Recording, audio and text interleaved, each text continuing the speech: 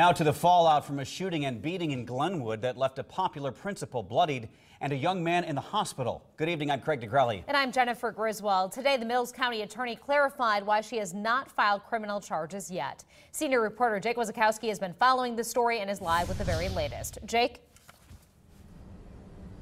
Jen and Craig, the county attorney says that she wants to do a thorough investigation to make sure that they have all the facts straight, but she says the rumor mill in Glenwood has been a heavy burden.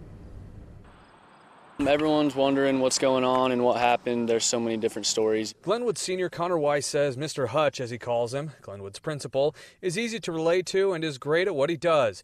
He says students wore red to support him on Monday. Mr. Hutch, he's a great guy. You know, every morning he's got a smile on his face and the atmosphere around him. He just brings in good vibes, you know, and everyone likes to be around him and appreciates what he does and respects him. Today, a sign hung on the principal's door asking for privacy as he recovers from the altercation.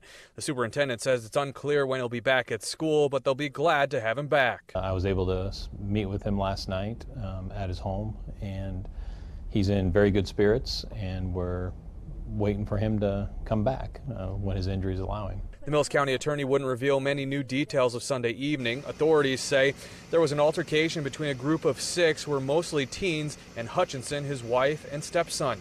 Witnesses say Hutchinson was bleeding from his head. 21-year-old Colton McDaniel was shot in the leg. Tricia McSorley anticipates charges, but wants the facts to be right because there were 9 people present and conflicting stories. As far as facts, when we have charging decisions made and actual charging documents, those of course will be available.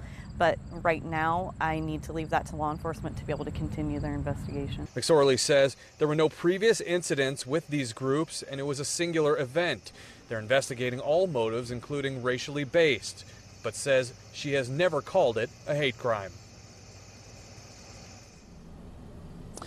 McSorley says that some of these reactions around the community have actually made the issue worse and have been a big burden on it because of things like vigilante justice being called out on social media. I did speak with Colton McDaniel's mom this afternoon. She tells me that the altercation was blown out of proportion and that no racial slurs were made toward the principal.